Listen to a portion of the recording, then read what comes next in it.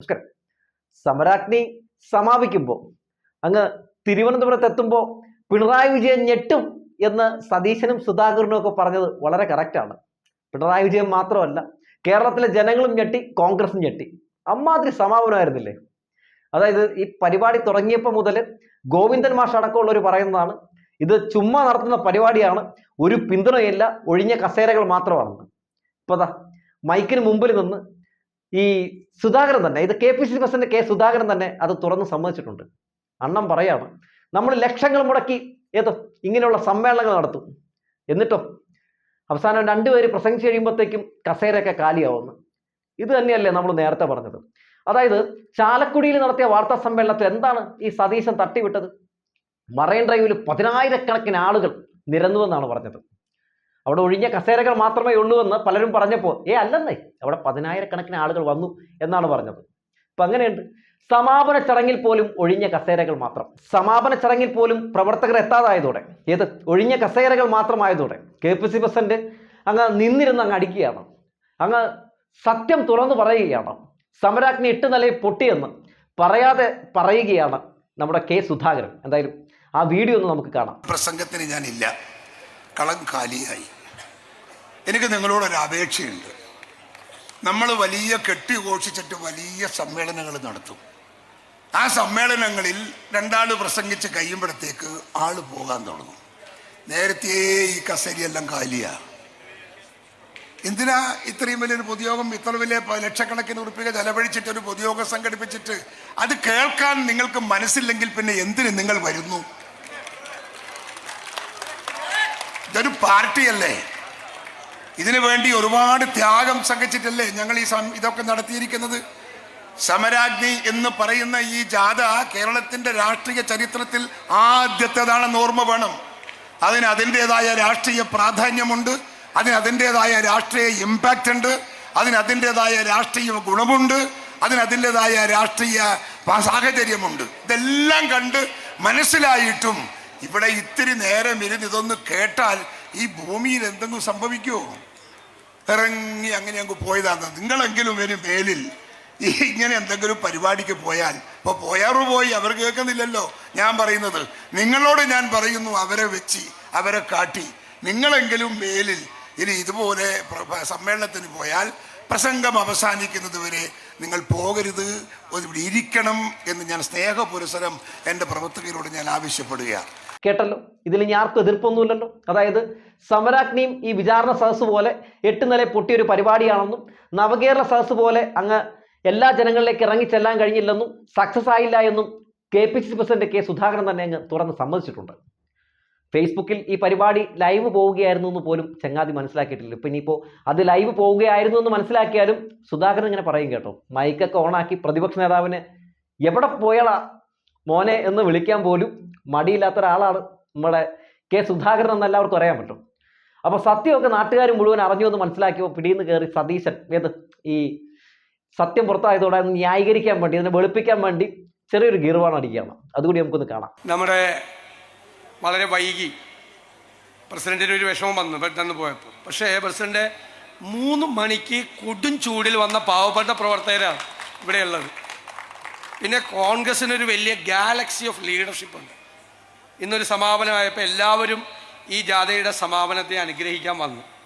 12 പേര് പ്രസംഗിച്ചു കഴിഞ്ഞു, 13ാമതാണ് ഞാൻ പ്രസംഗിക്കുന്നത്. സ്വാഭാവികമായിട്ട് ചൂടിൽ ഇരിക്കാനൊക്കെ ആളുകൾക്ക് പാടും. അതുകൊണ്ടാണ് അത് പ്രസിഡന്റ് അതിനൊരു വിഷമം മനസ്സിൽ വേണ്ട. എത്ര നേരം എന്ന് വെച്ചാൽ 5 മണിക്കൂറായി ആളുകൾ വന്നിട്ട്, അതിനകത്തൊരു വിഷമം വേണ്ട. അങ്ങനെ പരിപാടി ചളമായി കുളമായിട്ട് നിൽക്കുന്ന സമയത്ത് എന്നാൽ പിന്നെ ദേശീയഗാനം അങ്ങ് പാടിക്കളയാം എന്ന് വിചാരിച്ച് പാലോട് രവി ഷൈൻ ചെയ്യാൻ വേണ്ടി മൈക്കിന് മുമ്പിൽ നിന്ന് ദേശീയഗാനം അങ്ങ് തെറ്റിച്ച് പാടുകയാണ്. അങ്ങനെ ദേശീയഗാനത്തെ അപമാനിച്ചുകൊണ്ട് നമ്മുടെ സമരാഗ്നി സമാപിച്ചിട്ടുണ്ട്. പാടി തുടങ്ങിയപ്പോൾ തന്നെ കയ്യിൽ നിന്ന് പോയെന്ന് മനസ്സിലായപ്പോൾ നമ്മുടെ ടി സിദ്ദിഖ് ഉണ്ടല്ലോ, അണ്ണം കയറി മൈക്കിൽ കയറി പൊത്തിയൊരു പിടുത്തം. അപ്പോൾ തന്നെ ശശി തരൂർ, ആ CD ഒന്ന് ഇറേ ദേശീയഗാനത്തിൻ്റെ, ഇവിടെ ദേശീയഗാനം അറിയാവുന്ന ആരും ഇല്ലേടേ എന്നൊരു ചോദ്യം. പിന്നെ ആരൊക്കെ കയറി ആ ദേശീയഗാനം അങ്ങ് പാടി എങ്ങനെയൊക്കെ പരിപാടി അവസാനിപ്പിച്ചു. എഴുതല്ലോ, ജനഗണ മംഗളദായക ജയ ഹേ. ഒരു മിനിറ്റ്, അവിടെ CD ഇടൂ.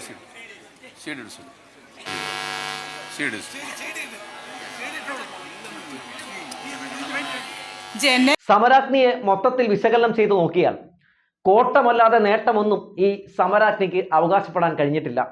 തുടക്കം മുതൽ ഒടുക്കം വരെ വിവാദങ്ങൾ, നഷ്ടങ്ങൾ മാത്രം. ഈ നമുക്കറിയാമല്ലോ, പത്തനംതിട്ടയിലൊക്കെ മുൻ DCC പ്രസിഡന്റ് അടക്കമാണ് ഈ സമരാഗ്നി കഴിഞ്ഞ ശേഷം CPM-ലേക്ക് പോയത്. സംസ്ഥാന കേന്ദ്ര സർക്കാരുകൾക്കെതിരെ ഞങ്ങൾ നിന്ന് ഗീർവാണമടിക്കുമെന്ന് പറഞ്ഞ പരിപാടി കേന്ദ്ര സർക്കാരിനെ ഒരു രീതിയിലും കടന്നാക്രമിച്ചില്ല. മൊത്തം പിണറായി വിരുദ്ധത മാത്രമായിരുന്നു. സംഘികളെ മൊത്തത്തിൽ സുഖിപ്പിച്ചും സംഘികൾക്ക് വേണ്ടി കുഴലൂത്ത് നടത്തിയുമൊക്കെയാണ് കോൺഗ്രസിന്റെ സമരാഗ്നി കടന്നുപോയത്. നടത്തിയ വാർത്താ സമ്മേളനങ്ങളൊക്കെ വലിയ വിവാദങ്ങളിൽ ഇടം പിടിക്കുകയും ചെയ്തു. ഒന്ന് സതീശൻ പറയും, മറ്റൊന്ന് സുധാകരൻ പറയും. പിന്നെ മൈക്കിന് മുമ്പിലിരുന്ന് സതീശനെ തെറി സുധാകരൻ വിളിച്ചതും, അതിനുശേഷം ഒരു വാർത്താ സമ്മേളനം സംഘടിപ്പിച്ചിട്ട് സതീശൻ പങ്കെടുക്കാതെ ആ വാർത്താ സമ്മേളനം റദ്ദാക്കിയതും, അതിനുശേഷം വാർത്താ സമ്മേളനത്തിൽ നമ്മുടെ KPCC പ്രസിഡന്റ് K സുധാകരനെ അടിച്ചിരുത്തി മൈക്ക് കൊടുക്കാതെ സതീശൻ സംസാരിച്ചതുമൊക്കെ വാർത്തകളിൽ ഇടം നേടി. അങ്ങനെ മൊത്തത്തിൽ കോൺഗ്രസിന്റെ മുഖം വികൃതമാക്കുന്ന ഒരു യാത്ര തന്നെയായിരുന്നു സമരാഗ്നി. സമരാഗ്നിയിലേക്ക് വെള്ളം കോരി ഒഴിച്ചതിൽ പ്രധാനികൾ പ്രതിപക്ഷ നേതാവും സുധാകരനും തന്നെയാണ്. പ്രധാനപ്പെട്ട ഒരു വിഷയങ്ങളും അവർക്ക് ഉന്നയിക്കാൻ കഴിഞ്ഞില്ല എന്ന് മാത്രമല്ല, പറഞ്ഞ പച്ചക്കള്ളങ്ങൾ ജനങ്ങൾ തിരസ്കരിക്കുകയും ചെയ്തു. നടത്തിയിടങ്ങളിലൊന്നും പ്രവർത്തകർ പോലും ഇല്ലാത്ത അവസ്ഥ, ഒഴിഞ്ഞ കസേരകൾ മാത്രം. സമരാഗ്നി നടക്കുന്ന സമയത്താണ് വന്യജീവി ആക്രമണം അടക്കമുള്ള സംഭവങ്ങൾ ഉണ്ടാകുന്നത്. വന്യജീവി ആക്രമണത്തിൽ 3 പേർ കൊല്ലപ്പെടുന്നത്, വയനാട്ടിൽ കൊല്ലപ്പെടുന്നത് സമരാഗ്നി നടക്കുന്ന സമയത്താണ്. ആ സമരാഗ്നി നടക്കുന്ന സമയത്ത് വന്യജീവി ആക്രമണത്തെ തങ്ങൾക്ക് അനുകൂലമായ ഒരു രാഷ്ട്രീയ തരംഗമാക്കി മാറ്റാൻ സതീശനും സുധാകരനും കിണഞ്ഞു പരിശ്രമിച്ചെങ്കിലും അതും തിരിച്ചടിച്ചു. രാഹുൽ ഗാന്ധിയും T സിദ്ദിഖും IC ബാലകൃഷ്ണനും ഒന്നും സ്വന്തം മണ്ഡലങ്ങളിലേക്ക് തിരിഞ്ഞു നോക്കുന്നില്ല എന്ന് ജനങ്ങൾക്ക് തിരിച്ചറിയാൻ ഈ സന്ദർഭം ഏറെ ഉപകരിച്ചു. രാഹുൽ ഗാന്ധി ഏറെ വൈകി വയനാട്ടിലേക്ക് എത്തിയതും വന്യജീവി ആക്രമണത്തിൽ ഒന്നും ചെയ്യാൻ കഴിയാതെ മാറി നിന്ന കാഴ്ചയുമൊക്കെ ജനങ്ങൾ വിലയിരുത്തി. വരാൻ പോകുന്ന ലോക്സഭാ തെരഞ്ഞെടുപ്പിൽ രാഹുൽ ഗാന്ധിക്ക് വയനാട്ടിൽ ഒരു സ്കോപ്പില്ല എന്നുകൂടി കാണിച്ചു തരാൻ സമരാഗ്നി ഏറെ ഉപകരിച്ചു. LDF ഡൽഹിയിൽ നടത്തിയ സമരത്തെ പൊളിക്കാൻ സതീശനും സുധാകരനും മാധ്യമങ്ങളുടെ മുമ്പിൽ നടത്തിയ കേന്ദ്ര സംഘി ഊത്തുകൾ സമരാഗ്നിയെ പൊളിക്കാൻ കാരണമായി. ഡൽഹിയിൽ നടന്ന സമരത്തെ തകർക്കാൻ വേണ്ടി സതീശനും സുധാകരനും മാധ്യമങ്ങളുടെ മുമ്പിൽ നടത്തിയ കേന്ദ്ര സംഘി ഊത്തുകൾ സമരാഗ്നിയെ പൊളിക്കുന്നതിൽ വലിയ പങ്കുവഹിച്ചിട്ടുണ്ട്. ഇവരുടെ കേന്ദ്ര വാഴ്ത്തുപാട്ടുകൾ ജനങ്ങൾക്ക് മനസ്സിലായതോടെ UDF വോട്ട് ചെയ്യുന്നതും BJPക്ക് വോട്ട് ചെയ്യുന്നതും ഒരുപോലെയാണെന്ന് ജനങ്ങൾ പറഞ്ഞു തുടങ്ങി. സമരാഗ്നി നടക്കുന്ന സമയത്താണ് UDFന്റെ MP ആയിരുന്ന NK പ്രേമചന്ദ്രൻ നരേന്ദ്രമോദി വിളിച്ച ഒരു വിരുന്നിൽ പങ്കെടുത്ത് ഭക്ഷണം കഴിച്ചതും അതിൻ്റെ വീഡിയോയും ഫോട്ടോയും ഒക്കെ സമൂഹ മാധ്യമങ്ങളിൽ ലീക്കായതും പിന്നീട് ഇതുമായി ബന്ധപ്പെട്ട രാഷ്ട്രീയപരമായ ചില വിവാദങ്ങൾ ഉണ്ടാകുന്നതും ഈ സമയത്തൊക്കെ മൊത്തത്തിൽ സമരാഗ്നിയെ ക്ഷീണം ചെയ്യുന്ന രീതിയിലേക്ക് ഈ ചിത്രങ്ങളും ഈ വിരുന്നുമൊക്കെ കൊണ്ടുചെന്നെത്തിച്ചിട്ടുണ്ട്. അതിനുശേഷം പലയിടങ്ങളിലും മോദി ഗ്യാരണ്ടിയെക്കുറിച്ച് NK പ്രേമചന്ദ്രനൊക്കെ നടത്തിയ വാഴ്ത്തുപാട്ടുകൾ സമരാഗ്നിയെ ചെറിയ രീതിയിലൊന്നുമല്ല വലിയ രീതിയിൽ തന്നെ തകർത്തിട്ടുണ്ട്.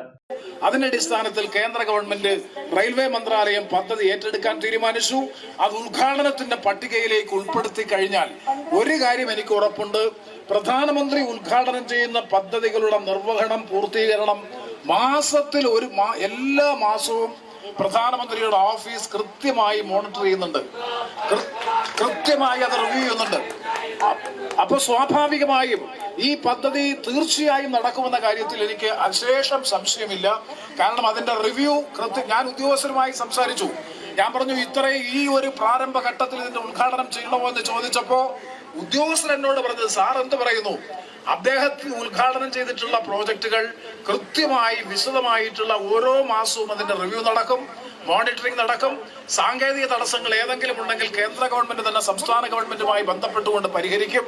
അതുകൊണ്ട് ഇത് ഉദ്ഘാടനം ചെയ്യുന്നത് തീർച്ചയായും നമ്മെ സംബന്ധിച്ച് വളരെ വളരെ അനുഗ്രഹീതമാണ്.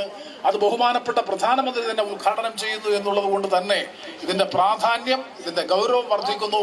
അതുകൊണ്ട് ഇതിന് നേതൃത്വം കൊടുത്ത ബന്ധപ്പെട്ട എല്ലാവരെയും ഈ അവസരത്തിൽ പ്രത്യേകമായി അഭിനന്ദിച്ചുകൊണ്ട് ബഹുമാനപ്പെട്ട റെയിൽവേ ഉദ്യോഗസ്ഥരോട് എനിക്ക് വിനയപുരസ്സരം.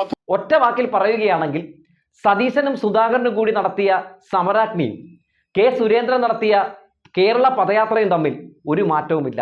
ലക്ഷ്യം ഒന്ന് തന്നെ, പറയുന്നതും ഒന്ന് തന്നെ. പക്ഷേ ഒന്ന് ഈ നാട്ടിലെ ജനങ്ങൾക്കറിയാം, ഇത്തവണത്തെ ലോക്സഭാ തെരഞ്ഞെടുപ്പിൽ ഇവിടുന്ന് ജയിച്ചു പോയ 18 MP-മാർക്കും കേരളത്തിന് വേണ്ടി ഒന്നും ചെയ്യാൻ കഴിഞ്ഞില്ല എന്ന് നന്നായി അറിയാം. അതുകൊണ്ട് 18 UDF MP-മാരെയും ഇത്തവണ ജനങ്ങൾ വീട്ടിലിരുത്തുമെന്ന കാര്യത്തിൽ ഒരു സംശയവും വേണ്ട. കോൺഗ്രസ് എന്ന് പറയുന്ന പാർട്ടിയെ തകർക്കാൻ പുറത്തുനിന്ന് ആരുടെയും ആവശ്യമില്ല എന്ന് സ്വയം തെളിയിച്ചുകൊണ്ടിരിക്കുകയാണ് കേരളത്തിലെ കോൺഗ്രസ്.